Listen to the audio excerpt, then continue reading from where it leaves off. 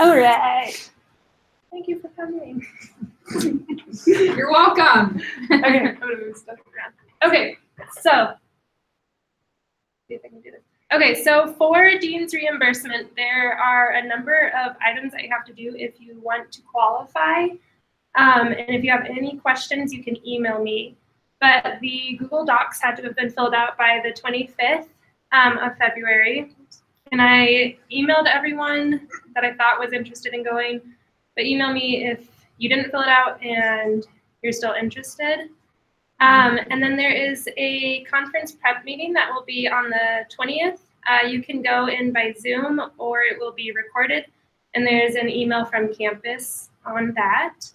And then to qualify for Dean's reimbursement, you had to have had your 8 volunteer hours done by April 22nd, and then your dues paid, and 6 out of the 9 meetings. And then at conference, if you want Dean's reimbursement, you also have to go to the Creighton University dinner that they'll be having Friday evening, which is on the 5th. And then you'll bring information that just shows proof of attendance. So it can be like a flight ticket, your conference ticket, a hotel, or something like that. So if you have any questions about any of those items, just give me an email. There's also a lot of emails that are sent out by campus that have additional information if you feel like looking. Okay, and then so for OTAC Capitol Hill Day, they've set the date for it, and it is on March 20th. It is from 12 to 4, so I know that OT2s won't be able to attend, but Sarah's going to talk in March about some of the different options that you can still be involved with the process, even though we won't be able to attend. I don't know if OT1s have lab or classes at that. They don't? Okay, so you don't have class at that time. So if you're interested in going, it's from 12 to 4. It's free if you are an OTAC member, and I'm pretty sure all Creighton students are. If you're not, it's $15. Maybe you're not. I'm kidding. Apparently you're not. And there's a link to register. 25 for non-members or for members? Oh, it's $25 to become a member if you want to become one and then get the free thing. But Sarah has more information on that if you want to email her. And we're hoping there's going to be a volunteer opportunity with Capitol Day. Okay, and then for upcoming volunteer opportunities, I can't see that from here. There's the Rise Dance has their St. Patty's Day dance on the 16th, and we're on spring break, right? I think we're on spring break during that, but if you are interested, it'll still count for CUSOTA hours, so you can email Sydney. And then Regis puts on a 9 Health Fair every year, and the other health profession students reached out wanting OT to be involved in it. So I have a number of options if you guys are interested. The one that would be the soonest, if you, well actually let me backtrack. Let me tell you a little bit about the health fair. So they have individuals from the community come and they receive kind of care from students given the different professions. And the other health professions thought it would be interesting to have a booth for cognition, and they'd like the OTs to be involved there. And it's providing kind of more like resources. It's not doing assessment, they're doing evaluations at another part of it. So it's kind of an intervention resource booth, if you will. So if you email me ideas on resources that you could provide for cognition, it's mainly adults and geriatric population, but I can give you a volunteer hour.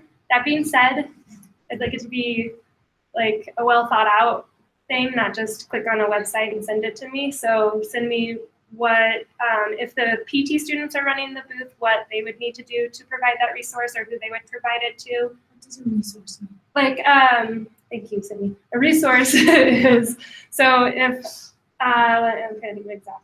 Do you know Luminosity, like an app or something that would help with like memory or something that would help with attention? Apps are really great, or websites are really great resources. It can also be something like a board game that you do at the Regis Health Fair with that individual, but it's kind of a quick turnover. You want to be able to provide them with something for them to take home. Is this making sense? Okay. So you want to provide them with something they can take home. Don't look at me like that. And that it should touch on all domains of cognition. So try and think globally, as OTs do. Okay, so that's an option for a volunteer hour. And then the second option would be to actually help the PT students at the booth. And it does fall on the 6th of April, which is when conference is happening. So if you're attending conference, you wouldn't be able to do this. If you're not attending, you have that Saturday free. It'd be a great time for us to be interacting with students on the Regis campus, which we never do. So it'd be a really good opportunity. Well, we don't. Doesn't happen very often. Yeah. And it's from 8 a.m. to 12. And if you're interested, please email Sydney because I need to let the PT students know if they will be running the booth or if some OT students will be helping. Okay, and then I sent out an email about the National Sports Center for Disabled. If you are interested in that, email Sydney and please reference the email that I sent out because it had a lot of information. And then ARO and the Denver Rescue Mission are still options if you need more volunteer hours for that. Okay. And next point, elections are going to be open tonight for the CUSOTA executive positions for next year. So this will be open to the OT1 students. And I'll send out an email, but the elections will be open from tonight until our next meeting. And there are 3 different positions available. And I'll send out in the email, I'll talk about the different responsibilities for the different positions. Okay, our next meeting will be the 27th, which is Wednesday, and it'll be in here, same time. And if you're watching online, send your attendance to Emily Holmeyer. And that is all I have on. And I'll tell the password after. And she'll tell the password because I didn't update it from last time. Okay, you didn't have a PowerPoint anything? No. Perfect. Okay, let me turn this in. Did not. I'll turn this on. I was doing something educational. No, it's educational in nature. Do you want to sit here and introduce and? Nice. Hey, you people. How you doing today? This is how formal we are. This is Christina. I'll stand up. Okay. Yeah. She's the OT speaking today. And she has like some good background on what she has done after graduation and what she has fallen into now, which is something that we've never heard about, sales of e-STEM machines. She'll tell you a lot more. I'm talking to the camera because nobody showed up. Okay, I'll tell you the password after. Toodles. Also, you can talk to us. You don't have to talk to Thank the you. camera. Good. I appreciate that. Let's turn this slightly. All right. So, yeah, my name is Christina. I graduated in 2005 from my bachelor's in OT. I got one of the last bachelors in the country, and then went back and got my master's later. Why did you do that? Why did I go get my bachelor's? Master's. Master's? Well, first, so I was at CSU for 2 years and decided that I didn't like school and I didn't want to be in school any longer. So I went to Miami, got my bachelor's, and then I almost feel like should we move this? Yeah. So that I can address you all and My the camera. Perfect. You guys are gonna be in it too. I think, yeah, it's turning out recordings. Okay.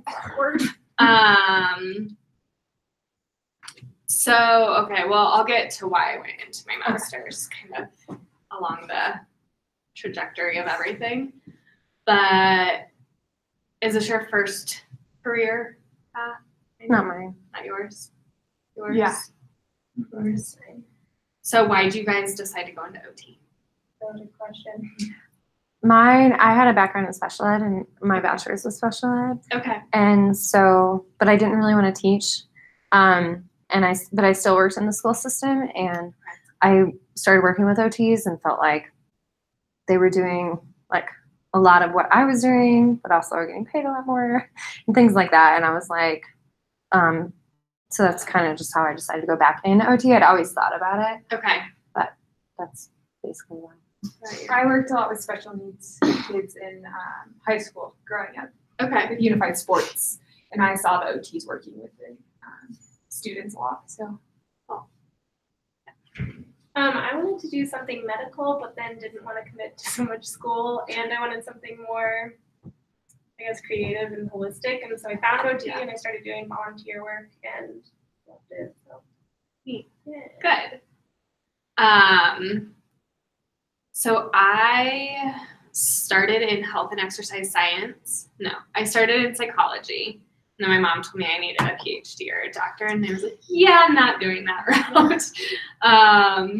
So then I went into health and exercise science, and then for whatever reason got this misconception that, so I was working on a fundraising board for St. Jude, and so I thought that PTs couldn't work with those kids, like at St. Jude with cancer, and I thought it was only OTs. So that's what really made up my mind. That's hilarious. So I started looking into OT. My roommate was looking into the OT program as well, and applied to the last 3 schools that offered bachelor's programs. Got into all 3, but then just based on timing, went down to Miami. Graduated in 2005 and came back here for my last rotation, and started from that rotation working in brain injury. So most of my career has been in brain injury. So I, after graduating, worked at St. Anthony's here, loved it. And then, so I was married before. My ex went into the military, and so we moved to Texas. I literally worked in pretty much every area of OT that you can work, with the exception of hospice. So I think I've done pretty much everything. And so I was in peds down there, and then got an opportunity to work on the base and stand up a brain injury clinic for the soldiers. Cool. So that kind of took me from traditional OT, you know, which is usually very laid out and this is what you do, you know, to really having to plan and figure out what kind of equipment. I literally built the blueprints for our clinic. So what kind of equipment we needed, what kind of space I needed, what the soldiers would need, you know, in terms of whether they were going to stay in the service or whether they were going to discharge out, and kind of what path we were going to help them take, you know, and how we're going to help them get there. So that was a really neat opportunity for me. So I was there, I was in Texas for 3 years, a total of 3 years. And then left Texas, moved to Florida. Was that for the Army? Yeah. Yeah. And went back to what we call civilian practice, you know, and traditional OT again, and just wasn't in it. Like, didn't really have my heart in it. what setting was that? When I went back, Yeah. I was doing travel OT, waiting for a position to open up at the VA, and that was just a hospital, so I was everything. Where'd you travel? Like how? So I was in Orlando.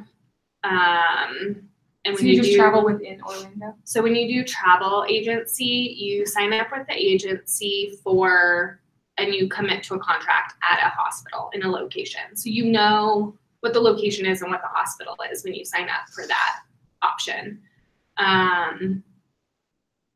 You get to kind of pick and choose what populations you want to work with. And so this one was just a general hospital. That one was actually great. I ended up taking a full-time position because my position at the VA froze. So I took a full-time position at another hospital down the road, which was a rehab hospital, not down the road, in a totally different city, and hated it. So I am a stickler when it comes to following the rules, and I was not okay with the lack of ethics and morals at this facility.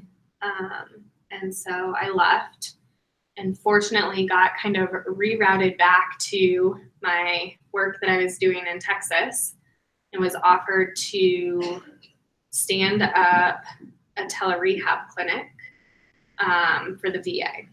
So it was really for the DOD, which is Department of Defense. But I had a counterpart in the Department of Defense who was standing up the tele-rehab on their end for brain injuries.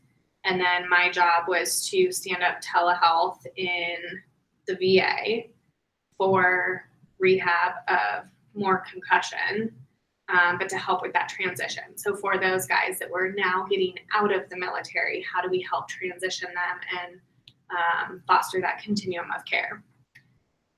So I took on that role, and that was pre-telehealth explosion. So they were, telehealth is, so kind of like what we're doing here. So you would provide, some of it was providing treatment over Skype or whatever secure network we were using in the military now, and VA. It tends to be, well, it was Jabber for a while, you know, whatever's going to be safe and secure. So you could either do a patient treatment, or you could help, because not everybody was trained in head injury. So I could have a face-to-face session with another OT who's treating somebody who has questions about how to address their cognition, their vision, their vestibular, their whatever's going on. And then it was, so from that standpoint too, for the telehealth, it was really to have the, let's say we'll just pick Army as the branch, to have Army providers talk to the VA providers who are then going to continue the care of that soldier. So lots of different layers of the telehealth, but they weren't really ready for it. So it was really difficult for us to get that adopted. And so they moved me into another position to be a SME. So I was a subject matter expert of head injury for the military. And I worked for an organization that traditionally had 3 pillars, and we were congressionally mandated to provide all of the research, education, and clinical kind of brain injury expertise for all branches of the military and the VA. So I was doing a little bit of clinical work at that time. I was at the Tampa VA, and so I was doing some vision work with our low vision guys, and those who had, a lot of times you'll have double vision or difficulty with accommodation after a head injury. So we were helping rehab them back in terms of vision. So I was working in the clinic like 2 days a week. And then the other 3, I was working on writing papers and helping facilitate the clinical practice guidelines for the branches of the military, and doing SME panels and going up to DC and meeting with the heads of every branch. So yeah, so much experience. Yeah, it was so neat. I loved that part of my job, loved it. And then we had another shift in kind of all of our structure within the organization, and I was moved into the research pillar. So I started kind of dabbling in the research at Tampa because of the chief of polytrauma wanted me involved. So my main project from 2012 until I left July of 2018 was called the Smart Home Project. And so what we did is we did home modifications essentially for TBI patients and then their families. So when I came in, it was a location and time-based tracking system. for veterans, service members and veterans, because a lot of them had not been discharged yet. And so we did in-home tracking of their physical location. And this was in our rehab program at Tampa. And then So you track them physically? Yeah, so when I came in, they had a tag that they would typically wear on a lanyard that had a sensor in it. So you didn't see them. Yeah. It was similar to if you pull up your map. Fine, my friend. And it wasn't even like that great, but it was like blueprints. Why do you want to track them? And then I'll get to that. Okay. And then just like lines, so you could see where their physical location was, but beyond that, you couldn't see anything else. So what it was is they were in a transitional period with us, going from inpatient to hopefully home. However, a lot of them ended up not recovering enough, so they would go to a nursing home or some other long-term care. So the tracking was, we would have their location. Let's say they had meds due at 11 a.m. So at 11 a.m. we had panels set up on all of the walls. And they would get, because they're being tracked, they would get a prompt on that panel wherever they were closest to that said it's time to take your meds. And so then that would give them the reminder that they had to go to the nurse's station to take their meds. So when I came in, I started kind of sifting through and trying to figure out what can I do from the mind of an occupational therapist to help these patients.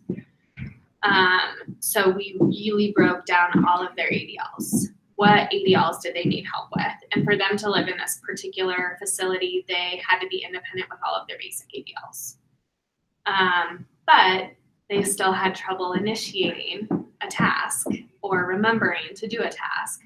So I would use all of this, and then we eventually, because technology improved, we eventually moved to a website and a tablet. And so they would have their own tablet with them, and it would remind them when they had appointments, so when they had to go to OT. This is for brain injury patients. Yeah. Within the VA. Okay. Yeah. So, and some of them had not been transitioned out of the military, so some were still active duty and some were veterans. And not that that really matters for anyone else, except in that setting. Yeah. And then in 2015, I think, we expanded to in-home, and we started bringing, maybe it was even before that, started bringing in severely injured. So I had patients that we consider emerging consciousness patients, and not a whole lot from them, but their caregivers are the ones taking on a lot of the burden. And because the VA is really an amazing process, structure, organization, whatever you want to call it, they provide care and relief for the caregivers as well. So they're helping the caregivers monetarily because many of them are having to quit their jobs and stay home to take care of the men and women that are now injured. But then the VA also pays to have nurses come in. So where we were seeing a deficit. So what I did is I brought in all of the caregivers that we were going to start piloting and did a focus group. And I said, okay, so what are your issues? Kind of a wrong question to ask with that patient population. But so we got a lot, and I had people in there who were taking notes for me. I had people in there that were helping to make sure that if there was like a crisis, we could get that intervention taken care of. But leading this group and just, okay, so give it to us. What do we need to do? And so we, at the end of my time, we had a full working website that we then had just gotten awarded $1 million, $5 million, can't remember now, to develop the mobile app. So it should, I think, be a mobile app now. And that was kind of my thing was I've been working in this so long, like I'll be okay to walk away when it's a mobile app and I know it can actually help be out there and help people. So my job was kind of done at that point. And I had to go to the secretary of the VA. So in any structure of an organization, that's kind of like the CEO. So the CEO of the VA, and I presented multiple times from 2016 to 2018, nearly begging for funding to get this into production, and really had to look at the cost savings of the VA and what kind of burden we were placing on people that were not our veterans to take care of, but we still owe them. We owe these parents, who are now stepping in and taking on the care. So that was just a really, really, really fascinating job. So what did the app Really have on it? Hard. Is this in DC? I did present in DC. Yeah. Well, you said because it was Ask Me or whatever you were in Florida and then you went up to DC I traveled to DC a lot. Yeah. But like all this with the VA and the app and everything, was this still in Florida? It was because we had a huge polytrauma facility there. What's Polytrauma is Brain Plus. Like multi. Yeah, so you're going to have your brain injury plus your spinal cord injury, your brain injury plus your amputations, brain injury plus PTSD, all of those extras that come along with a soldier. Yeah. Yeah, so we were at the facility in Tampa, and then I was traveling up to DC on a pretty regular basis just because that's where all the heads of everything are. And then left that job. So personal reasons kind of made me have to leave Florida. So I left that position and came here and kind of tried going back into the clinical work. And I was so far removed from it for so long. I had been out of clinical work for about 8 years. That I really wanted to find something else that kind of fit with my daily, kind of groove and structure. And I don't know that this is really the answer, but I love what I do right now. And so since November, I've been in medical device sales and selling eStim. And so it's an at-home TENS unit for a patient.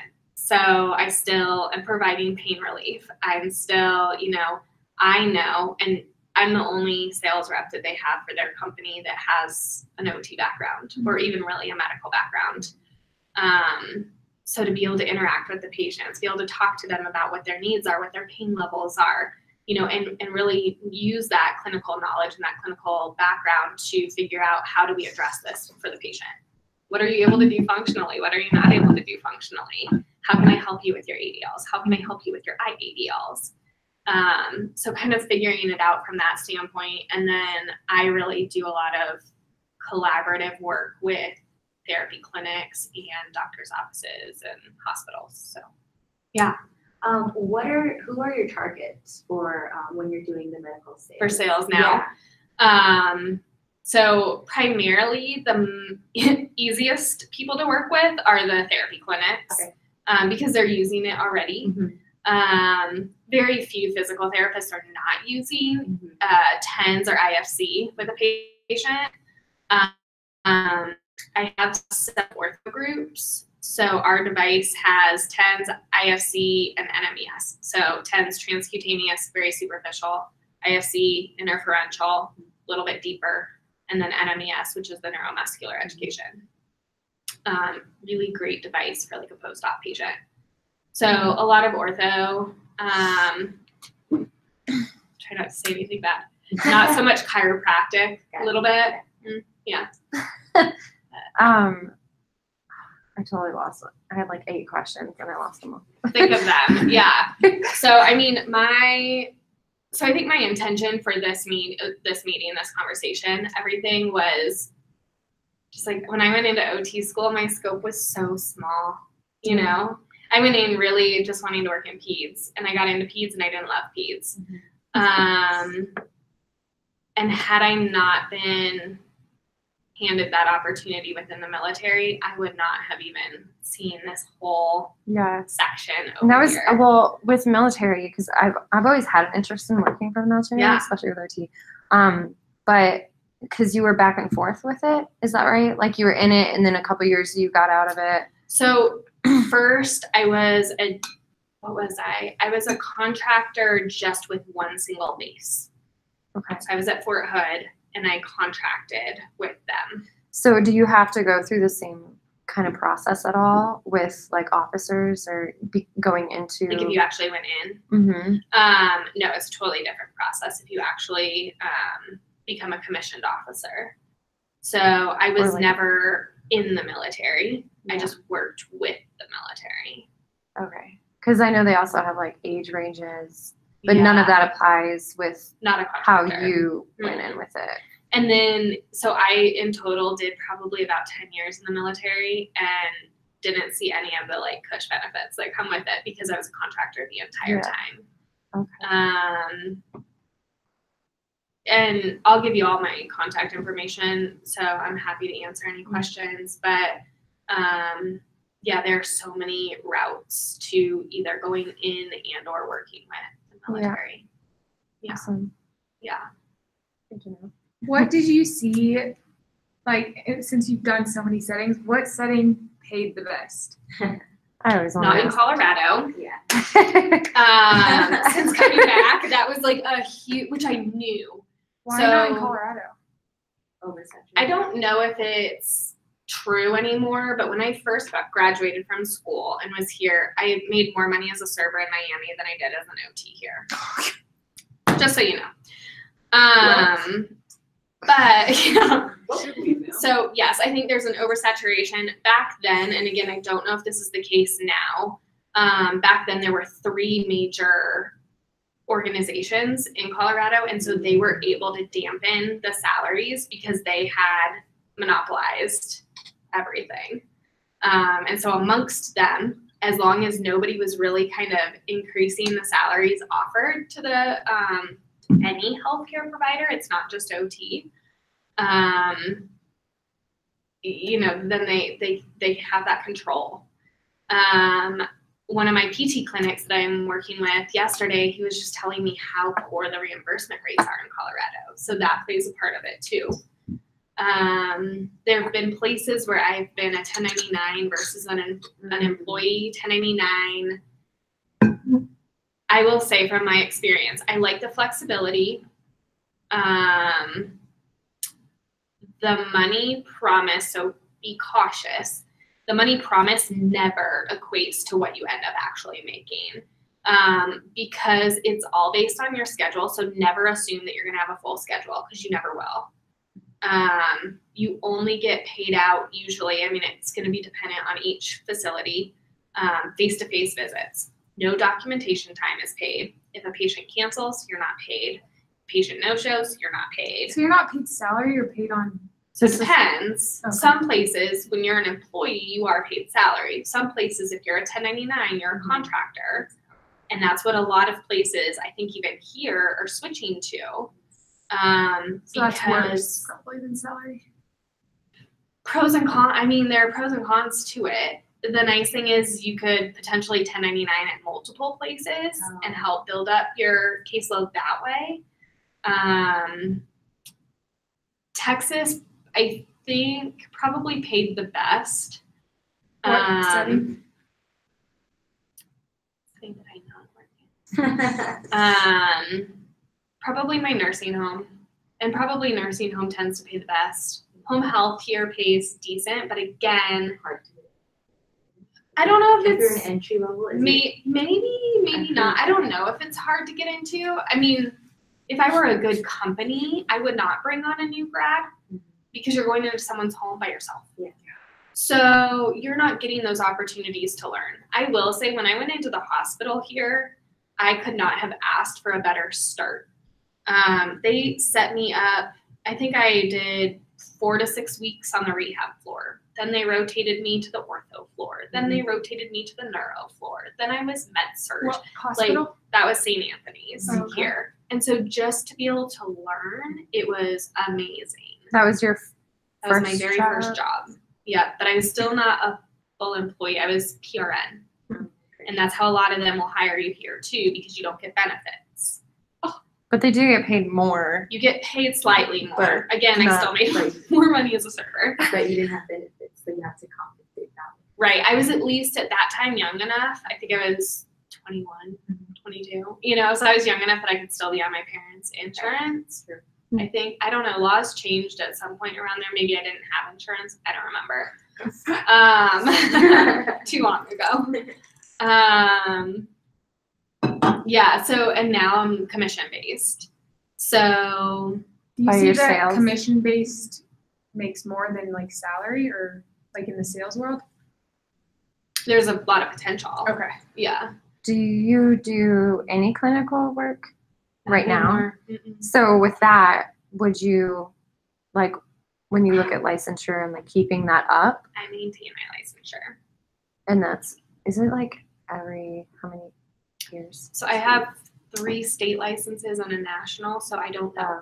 I Okay. don't know which they all break down. It's Yeah. some of them are 2 and some of them are 3. Okay. So I don't reget it? remember. Do you have to take a test? But I will say for what? You have to do, get your license. Like how do you renew? No, when you renew, you just pay and you have to have CEUs. Yeah. So the threat that they'll make so this is why I continue to have 3 state licenses, is that if you let it go, let it lapse, expire, whatever, they can force you to take the boards again to get your license in that state again. So it's like, I'm never going to take the boards again. No. yeah, because you have to, right now, and it might change at some point, but you have to get a separate license for every state, correct? Yeah, But what's a Yeah. national? Is that because you, that was just Or was- NBCOT. So it's the Oh, national oh, board when okay. you pass but you have the option to maintain that or let that go too, how could you let that go? because you and just aren't still- renewing it. Because they still require CEUs and they still require money. So if you don't pay or you don't get your CE, then you don't get your renewed license. Right, With them, it's not really giving you a practice; it's just a title. but you can't, can you practice with that? No. Without it, I mean? I didn't think so. Yes, you can let it lapse and then no longer practice with that as long as you have a state license. Okay. So I could have a Colorado license and let my NBCOT go. What would be the benefits of doing that? Yeah. I think the only thing that it would come down to is like if you didn't want to pay the money. So, and I don't know, I keep getting kind of smacked on the hand, but when I got out of school, it was OTR/L. So R was the NBCOT and L is your state licensure. I keep getting told that I can't have R, but I'm like, I'm maintaining this that gives me my registration. Yeah. So I don't know. That's great. And I want as many letters as I can from the alphabet. Yeah. So, yeah, what other questions? Did you ever work in mental health? Yes, and especially with the military. Can you tell me about that? So I didn't ever work solely in mental health, but brain injury has a lot of carryover with PTSD in the military. Mhm. When I was at Fort Hood, they tried to silo us. So the guys had, and I'm sorry, I know that there are women in the military too, but I'm just saying guys because it's just easier.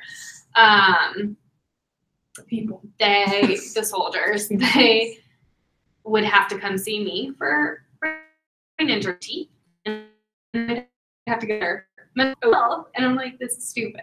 Yeah. Like as an OT, I treat the whole person. Yeah. So you can do that as much as you want, but the other thing too is they're like, I don't want the stigma of going to see my Mental health. mental health Yeah. provider, so I will just come see you. So as an OT, you're not really, I didn't work solely in mental health, so I wasn't addressing it 100%, but there was a lot of crossover then with the social workers and the neuropsychologists. I worked very closely with them in terms of our treatment sessions, what we were trying to address with the patient, what our goals were with the patient, and then really trying to monitor whether or not they were in a critical situation. And then really just being there for them, Mm-hmm. which I think as a female provider can be very challenging too, because sometimes they misunderstand that. Mm-hmm. So it was like there were a lot of tough things like on that level too. What's an example of that? Like where they miss? I had one of my soldiers, I think really thought our sessions were like dates. And then, so this was when the iPhone first came out. So what, like 2008? And he would bring in, or there was one day, like he felt bad because he wanted me to have an iPhone. And this was when they were like first issued. And so they were only like $200. And you could only get it on AT&T. So he brought me $200 in gift cards for AT&T so that I could get myself an iPhone. And I was like, I'm not allowed to accept this from you. And so I gave it back to him. He took it. The next session, he brought it back. The next session, he brought it back. The next session, he brought it back. So finally, I was like, look, you've got to stop. Like, I can't accept this. I will have to write a letter to your chain of command. And so it's very different to how you handle a situation in the military versus in a private hospital. And so one day he threw them back into my room as he left, and I had to put them in the mail and send them to his chain of command. So he got reprimanded. Yeah. He was very committed Persistent. to you getting an iPhone. Like, why? Like, if you take into consideration, they're in a very vulnerable position, and just to have somebody listen to them. And so I don't know that they necessarily have, anybody in that position has kind of the wherewithal to really draw those boundaries and make sense of that you're listening because that's your job. You're not listening because, but I do truly care about them too. So that's hard. So that was always a tough predicament. Go ahead. Can you accept any gifts? Isn't it like under $50 or just depends? I think it varies by state, and I want to say it was like under 10. It's something pretty minimal. One of my patients that I went over for Smart Home and went to their house, she was Puerto Rican, and so she would cook me food every time I went. So food you can accept. Usually if they bring food into a facility, you have to share it with your team. That's happened when I worked at a hospital. That happened a lot. Yeah, and a lot of times, they'll bring food. And I'm a huge germaphobe, so usually I won't eat food that gets brought in. But when I would go to her house, she would. What was an intervention in the military for TBIs that you would do? So my favorite was I did this whole cooking process with them. And so because you're really pulling in the executive functioning, memory, initiation, just looking at kind of their higher level cognitive skills, because that's really where they're challenged. They can function on a pretty basic level. So I would have them come in, we would talk about a recipe that they would want to cook. They'd have to come up with their shopping list. They'd have to write down the recipe. I would take them to the grocery store and pay out of my own pocket. And you wouldn't get reimbursed? Because I was really trying to do a lot while standing this clinic up. So certain funds could get allocated certain places, and certain places they couldn't. So I would have them go through the store, which was also very difficult because it was so overstimulating. They'd have to try to recall the ingredients that they had to buy without looking at their list. And then the second step was to have their list with them to use. And then once we had all of that purchased, then the next session, they would come back and have to cook it. So do you have any major meltdowns in the store? So not at Fort Hood, because I was working with very high level guys.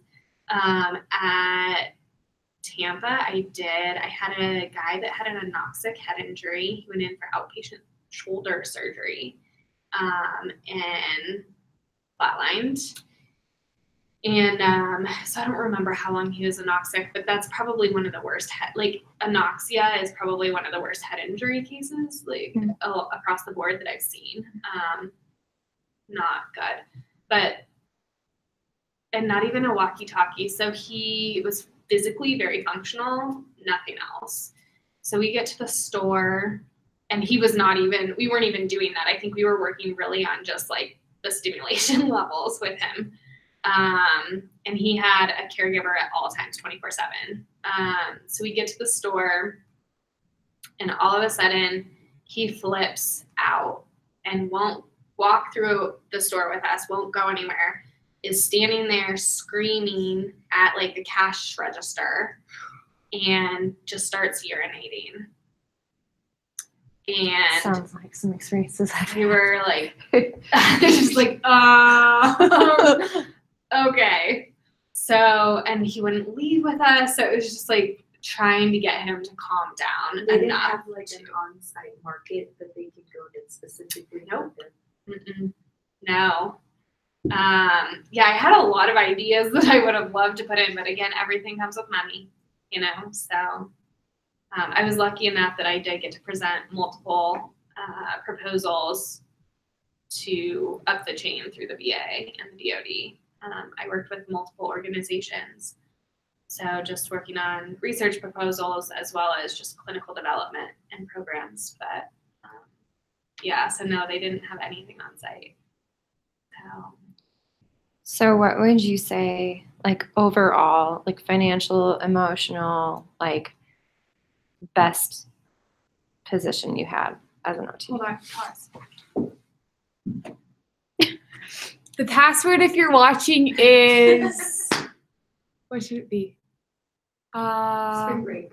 Spring break. Have fun. Keep watching if you want, but that's the password. We're at the time, but we're probably just going to keep asking questions.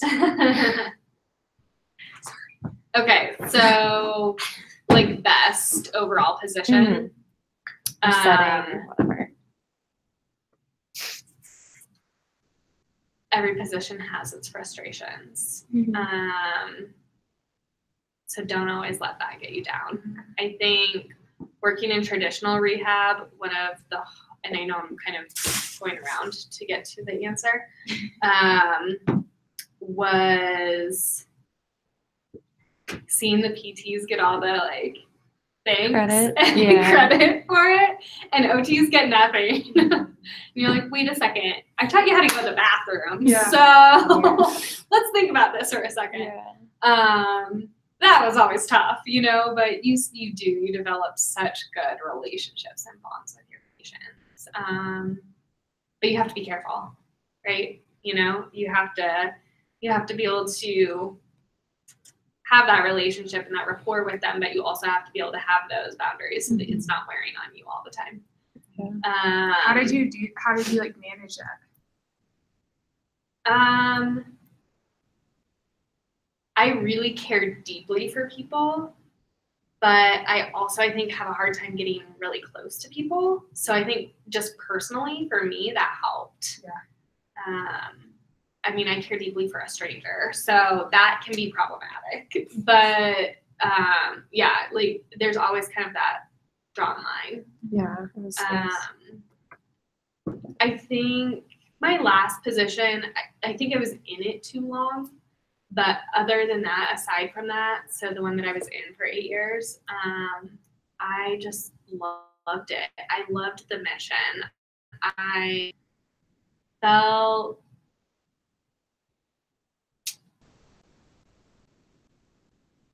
I wanted to feel like we were making a difference. I don't know that we always were. And so that was really tough. But so even if I narrow it down and scale it back to just my smart home project, which became my baby, and hopefully will be in a national rollout like now. They tried to recruit me back to do the national rollout, but I had just accepted this position. So I was like, I think I'm going to try to stick with this for a little bit and see how it goes. So I really scale it down to just the smart home project. I had so many amazing opportunities to interact with people outside of my little OT bubble and yet bring my OT experience and education to the forefront. When somebody said, oh, let's do this, it was easy then for me to step into the role and say, well, wait, how is this going to impact the patient? How is this going to impact their family? Are we doing this for the good of the patient, or are we doing this because it's cool? So Google Glasses was one of the things that my boss wanted to implement. And he said, okay, like, what do you expect to do with it though? Well, it can give the prompts and reminders. Okay. What percentage of our TBI patients require glasses because of double vision? What percentage of our patients have photosensitivity? What percentage of our patients have headaches? Are they going to exacerbate their headaches? You know, stuff that like the tech people do not think about at all. Yeah. Developing a website. Man, I think they all hated me because I kept coming back. Okay, is that 508 compliant? Like, what do we do for our low vision patient then? What do we do to make it simple but not childlike? That was my biggest like complaint throughout working with TBI for the military population, was especially in the very beginning, very little was developed for an adult. Everything was developed for a child or geriatric population. And so for these guys who were already kind of battling that pride issue, and I'm a soldier, I just went and like fought for my country, and now you're giving me child games, like unacceptable. But getting then to be in a place where I had the platform to, okay, let's develop something that is appropriate for them. I had opportunities to work with DARPA, which is really cool. They're the guys that do all of the super secret undercover research stuff and technology. I got to work with IHMC doing some avatar work, as well as, what else did we do with them? They'll come back to me. Are these Like technology limbs and devices. Sorry, No, should I raise my hand? go ahead. Are these technology where they their demographic were soldiers? Like it wasn't for like a mass all TBI patient. DARPA's soldiers and not TBI. DARPA's soldiers. IHMC is International Human Machine and Cognition, I think. And so theirs is not necessarily military related, but theirs is more AI, so artificial intelligence. I got to work with IBM. I got to work with Apple. I got to work with Google. I got to work with. What did you work with like Apple and Google for? For my website and app. So is this yours? Like, No, I call it mine. okay. Basically, I mean, we had a very small team of people that worked on it. So it was me, and then we had some engineers. We had a web developer. And what does that do Initially. again? Just like reminders or? So it's now, yeah. So when we moved more to our severely injured patient population, it was more for the family members to interact and have some oversight with the nurses coming in to take care of the soldier. Okay. So it was their daily schedule and like it would ping, every time something was due. So if medication's due, it would ping, they'd have to mark it that they did it. So that the caregiver, who was an informal caregiver, mom, typically, could actually leave the house for an hour, and feel comfortable that her son wasn't going to die while she was out. And so again, why Smart Home was so special to me. I should show you guys some of my pictures. Yeah. One of my guys had a gunshot wound to the head. He was in a power chair. I think what he had control-wise. I don't even know that he had much. A little bit of eye gaze. So we got him set up with a Tobii, an eye gaze device, and he kind of learned how to use that. Never got great at it. but just from the standpoint of his mom being able to delegate some of the other tasks, she was able then to do certain things for herself. That was a really hard situation to watch. I think he recognized me when I would go see him.